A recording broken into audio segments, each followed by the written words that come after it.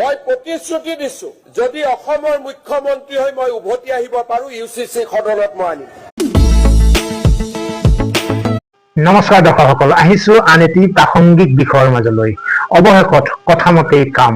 মুখ্যমন্ত্ৰী ডক্টৰ হিমন্ত বিশ্ব শৰ্মাৰ নেতৃত্বত কেবিনেটে অসম আৰ্হিৰ ইউনিফৰ্ম চিভিল কোড বিলখনত ঐতিহাসিক অনুমোদন জনাইছে।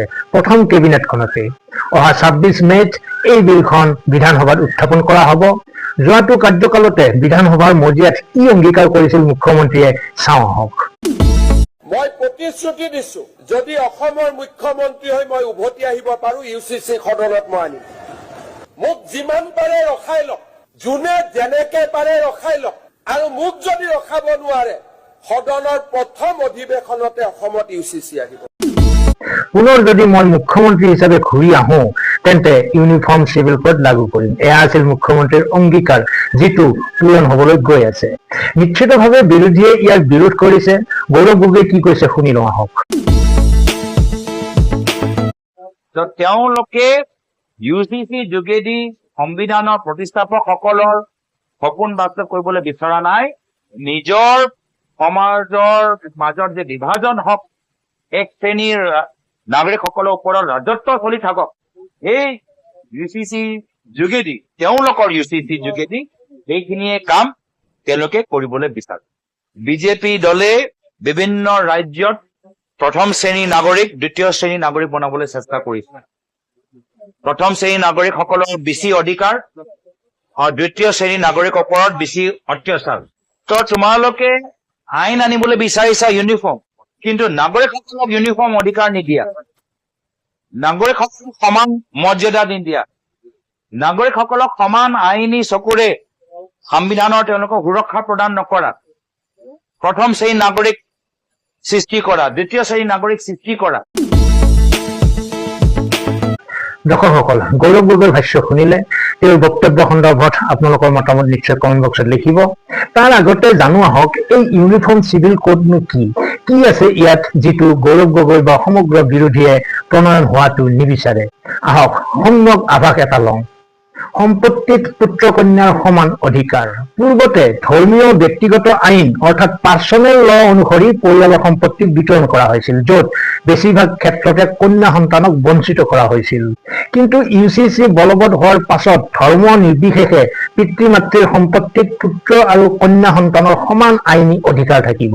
কোনো ধৰ্মীয় নিয়মেৰে কন্যা সন্তানক সম্পত্তিৰ ভাগৰ পৰা বঞ্চিত কৰিব নোৱাৰিব। পত্নী আৰু বৃদ্ধ পিতৃ মাতৃৰ আইনী সুৰক্ষা। স্বামীৰ মৃত্যু হলে তেওঁৰ স্ব-আৰ্জিত বা পৈতৃক সম্পত্তিত পত্নীৰ সমান অধিকাৰ সুনিশ্চিত হ'ব। আমাৰ সমাজত কি দেখো, বৃদ্ধ পিতৃগৰাকী ঢুকোৱাৰ পিছত বৃদ্ধা মাতৃগৰাকী এলাগী হৈ পৰে, কাৰণ সম্পত্তিৰ অধিকাৰ পিতৃৰ পৰাহে সন্তানলৈ যায়। সেয়ে স্বামীৰ সম্পত্তিত সমান অধিকাৰ থাকিব পত্নীৰ। লগতে বৃদ্ধ পিতৃ মাতৃক ভৰণ পোষণ দিয়াটো সন্তানৰ বাবে আইনীভাৱে বাধ্যতামূলক হ'ব। বহু বিবাহ কৰিলে হ'ব জেইল আৰু জৰিমনা। ইতিমধ্যে অসমত বহু বিবাহ অৰ্থাৎ পলিগেমি বা একাধিক বিবাহ কৰা প্ৰথা সম্পূৰ্ণ নিষিদ্ধ কৰা হৈছে। যদি কোনো ব্যক্তিয়ে প্ৰথম পত্নী জীৱিত থকা অৱস্থাত বা আইনী বিবাহ বিচ্ছেদ নোহোৱাকৈ দ্বিতীয় বিবাহ কৰে, তেন্তে তেওঁৰ 7 বছৰ পৰ্যন্ত সশ্ৰম কাৰাদণ্ড হ'ব পাৰে। প্ৰথম বিবাহৰ তথ্য লুকুৱালে 10 বছৰৰ জেইল। যদি কোনো পুৰুষে নিজৰ প্ৰথম বিবাহৰ তথ্য গোপন কৰি ছলনাৰে দ্বিতীয় বিবাহ কৰে, তেন্তে সেই অপৰাধৰ বাবে আইনত 10 বছৰ পৰ্যন্ত কাৰাদণ্ড আৰু কঠোৰ জৰিমনাৰ ব্যৱস্থা কৰা হৈছে। এনে অবৈধ বিবাহ সম্পন্ন কৰোৱা কাজী, পুৰোহিত বা মধ্যভোগী সকলকো আইনৰ আওতালৈ অনা হ'ব। লিভ ইন সম্পৰ্ক লুকুৱাই ৰাখিলে শাস্তি। যুৱ প্ৰজন্মৰ মাজত লিভ ইন সম্পৰ্কৰ পঞ্জীয়ন বাধ্যতামূলক কৰা হৈছে। যদি কোনোৱে লিভ ইনত থকাৰ কথা চৰকাৰৰ ওচৰত পঞ্জীয়ন নকৰে আৰু সেয়া ধৰা পৰে, তেন্তে ইয়াৰ বাবেও কাৰাদণ্ড আৰু আৰ্থিক জৰিমনা বিহা হ'ব। জনজাতীয় সমাজক পূৰ্বৰ দৰে সম্পূৰ্ণ ৰেহাই। মনত ৰখাৰ ভাল যে অসমৰ খিলঞ্জীয়া জনজাতীয় লোকসকলক অৰ্থাৎ ST যিসকল, এই আইনৰ পৰা তেওঁলোকক সম্পূৰ্ণ আঁতৰত ৰখা হৈছে। তেওঁলোকৰ পৰম্পৰাগত উত্তৰাধিকাৰী আইন আৰু সমাজ ব্যৱস্থাত ইউচিচিয়ে কোনো হস্তক্ষেপ নকৰে। চৰকাৰৰ মতে এই কঠোৰ আইনসমূহ কাৰো ধৰ্মীয় আচাৰ বন্ধ কৰিবলৈ অনা হোৱা নাই। ইয়াৰ একমাত্ৰ লক্ষ্য হৈছে মহিলাক সমাজত সমান অধিকাৰ প্ৰদান কৰা, বাল্য বিবাহ ৰোধ কৰা আৰু প্ৰতাৰণা বন্ধ কৰা। আৰু এটা কথা, বহু অশিক্ষিত নিৰক্ষৰ সংখ্যালঘু লোকে ভাবিছে যে তেওঁলোকে নিজৰ ৰীতি নীতি ধৰ্মীয় প্ৰথাৰে বিয়া বাৰু পাতিব নোৱাৰিব। সেয়া কিন্তু ভুল ধাৰণা। কোনোবাই ক'লেও আপোনালোকে সেই কথা নপঠিয়াব।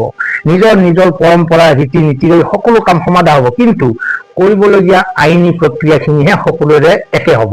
উদাহৰণস্বৰূপে আপুনি যি ধৰ্ম বা পৰম্পৰাৰেই বিয়া নাপাতক কিয় কোৰ্টত ৰেজিষ্টাৰ কৰিবই লাগিব। আনহাতে মুখৰ কথাত কোনোৱে তালাক দিব নোৱাৰিব। তালাক দিবলৈ আইনী প্ৰক্ৰিয়া ফল' কৰাটো সকলোৰে বাবে হ'ব বাধ্যতামূলক। চৰকাৰৰ এই পদক্ষেপ সম্পৰ্কে আপোনাৰ অভিমত কি? কমেণ্টত নিশ্চয় লিখিব। আজিলৈ এৰিছো। ভালে থাকক, কুশলে থাকক। ধন্যবাদ।